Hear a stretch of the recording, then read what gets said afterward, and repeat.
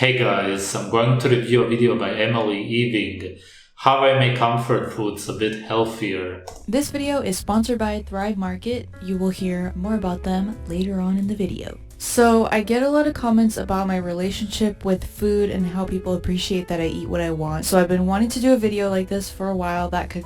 She eats what she wants to eat, which are man-made vegetables, which don't exist in nature, full of toxins, which is why they taste terrible. But she eats what she wants to eat. Maybe give an idea of my sort of philosophy around diet and health, which is just to focus more on adding in good things rather than taking out the quote-unquote bad things. So hopefully this video will give you some ideas of things that you can add to your favorite comfort or convenience foods to make them more nutritious and or balanced. If not, just hopefully entertain you for 20 minutes. So here I am making some of these spicy soy noodles that I've talked about many times on this channel before. I love them so much. And it's not that these are very unhealthy. Honestly, they don't have that much in them. They are incredibly unhealthy. Soy, for one thing, has phytoestrogens, which are horrible for women. But in general, noodles simply have fiber and carbohydrates, plus some anti-nutrients also, depending on what they're made out of. How is that in any way not terrible? It is one of the worst things you could possibly eat. And they're like air-dried noodles, so they're not fried. But it's just like, doesn't matter. It's just wheat noodles with a sauce, you know? So I'm always like trying to add things to make it a little more nutritious and filling. So if I'm feeling lazy or if I don't have a lot of time, I'll just like rip broccoli into it like this, and I'll just boil the broccoli with the noodles. Sometimes I'll even just throw some spinach in with the noodles as well. And I know it's better to steam vegetables to get the nutrients, you know, but any vegetables is better than no vegetables. Nothing that she said makes any sense. Of course, adding broccoli or spinach to the noodles doesn't make the meal any more nutritious, seeing as broccoli and spinach basically don't have any micronutrients at all. Yes, they have some minerals technically, but with the anti-nutrients and the toxins in them, you're really getting nothing out of it, seeing as all of it is also enclosed in fiber. We can't digest vegetables. I hope that that's needless to say. Also, how are steamed vegetables better than no vegetables? No vegetables will always be better in every possible case, because vegetables are man-made and toxic to humans. They are not found in nature, which means that they are not part of our natural diet, if you will. They can only add poison to your food. They don't add anything useful. Right. So I just boiled those and then drained them, and then I'm adding some mixed greens, and I like to like crush them up in my hands, and sometimes... It's so absolutely ridiculous. If she would want to save this meal, the noodles, which are already horrible enough, then she should be adding some chicken liver, for example, or some... chicken thighs. I say chicken because women nowadays have a problem with eating red meat, but she should be adding some kind of fatty meat to it. That would really be the only thing that would slow down the absorption of the sugar from the noodles and not increase the risk of heart disease, diabetes, and so on, which you will most certainly get from noodles and toxic vegetables. And it would generally add over 15 micronutrients to the meal, seeing as meat has every nutrient. And vegetables lack over 15. Plus, you add a lot of toxins. It's really just horrible. That would be so easy. Serve them up so that they just like mix through the meal better. I don't know. And I also added some edamame that was just frozen. I love to have frozen edamame at my disposal to add protein to any meal. It's just really easy. I could have boiled the greens also. It's not even digestible. The biological value is so low. How are you getting any kind of protein? They got a slight crunch to them. You're technically adding protein to the meal, but you're not actually digesting and absorbing it. I don't know. I like the freshness. You know, and that one stray leaf is really bothering me. What is fresh about any of it? And here I'm adding the sauce, and I added some black and white sesame seeds, as well as... Fresh food is raw food, not cooked steamed food. As some green onion from my green onion plant. That's also why it doesn't look as strong and hefty as the store-bought ones. And yeah, so this is just like ways to add some veggies and greens and protein and freshness, fiber.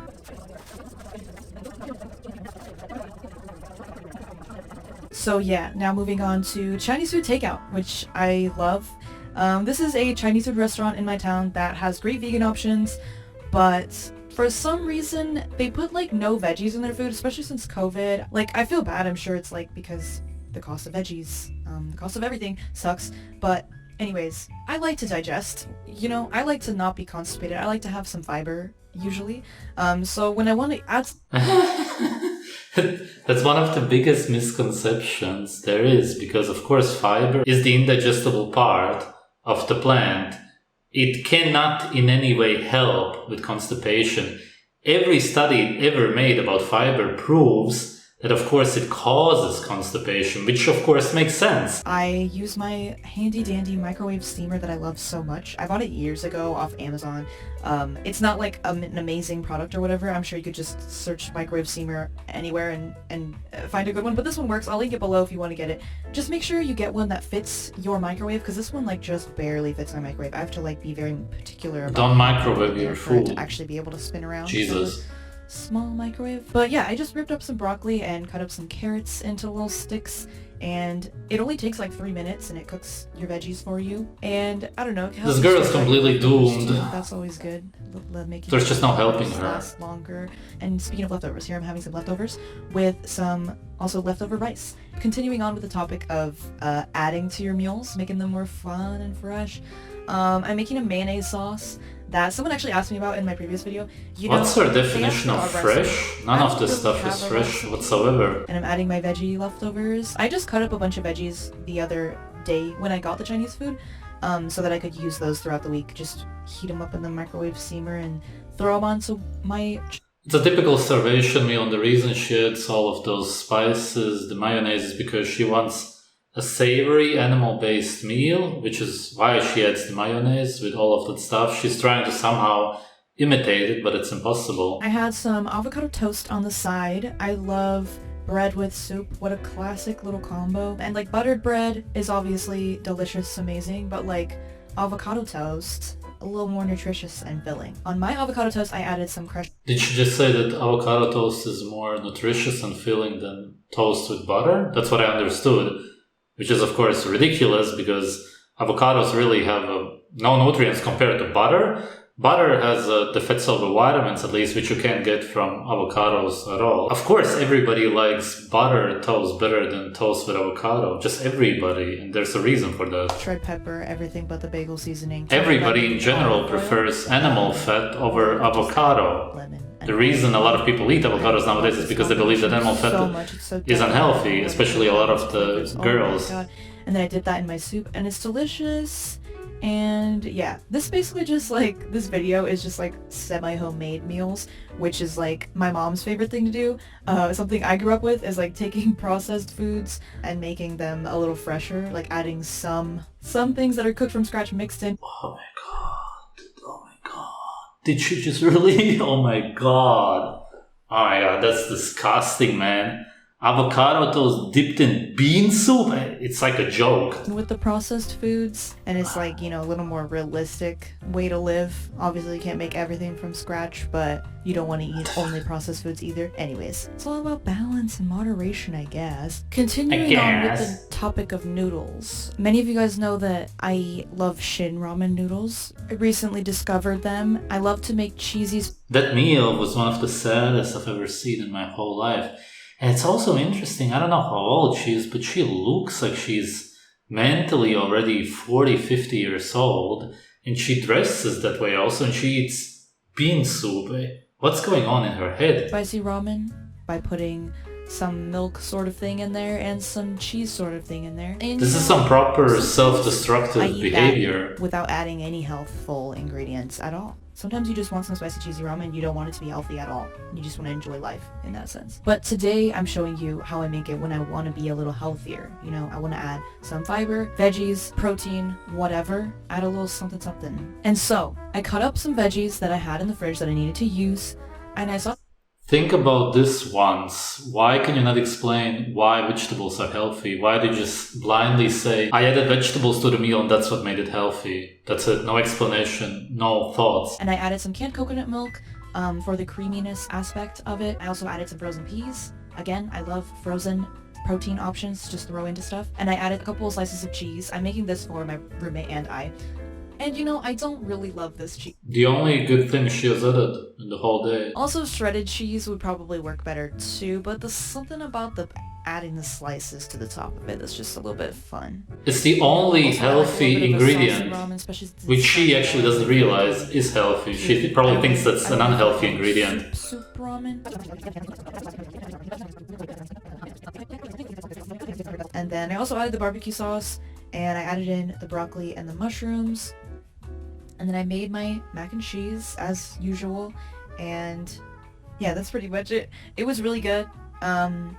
Pretty simple. Just wanted to show a way to make more. Clearly she has very strong animal fat, protein, just general animal food cravings, which she doesn't really want to listen to. Before that she had actual cheese, and now she uses vegan mac and cheese, and that's simply because she, again, blindly believes that it's healthy. There's no real reasoning behind it. The same reason she again adds broccoli. Why?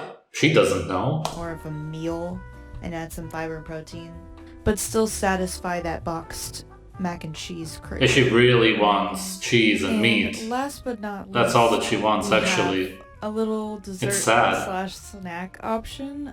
Taking a dessert item, aka Nutella, vegan Nutella, and making it into somewhat more of a filling and healthy snack, I was going through somewhat of like a vegan Nutella phase for a while in the past few months before I ran out of my Nutella, but now I bought more.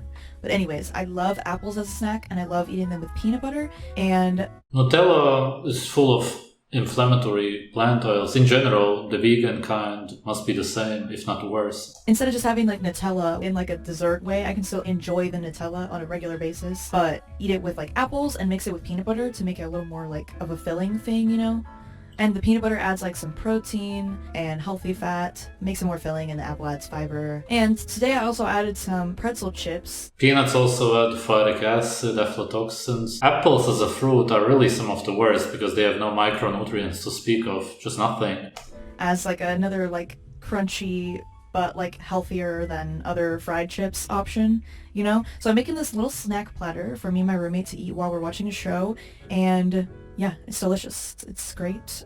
Anyways. You could also snack on some pork rinds. Okay, and that's which is what you actually want. Thank you for watching. I hope you enjoyed. I just looked her up and it looks like she's in her mid-20s. It really feels like she has given up on life. The way she dresses and what she eats, it really seems quite depressing in a way. It reminds me of that girl's life from Siberia. Really just no motivation to live, just the whole mood of the video and the way she talks.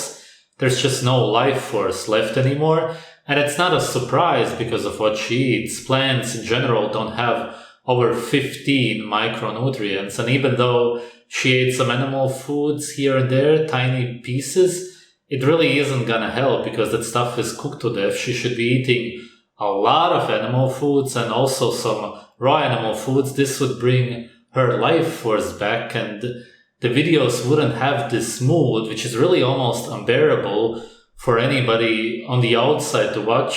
For me, to watch it for the first time now was really, I just really almost couldn't. Somebody who is subscribed to her and watches her all of the time may not find it as bad, but that's because they are probably in a similar mood themselves anyway.